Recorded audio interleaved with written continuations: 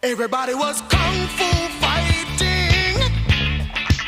Those kids were fast as lightning. In fact, it was a little bit frightening, but they fought with expert timing. There were funky Chinamen from funky Chinatown. They were chopping them up, they were chopping them down. It's an ancient Chinese art, and everybody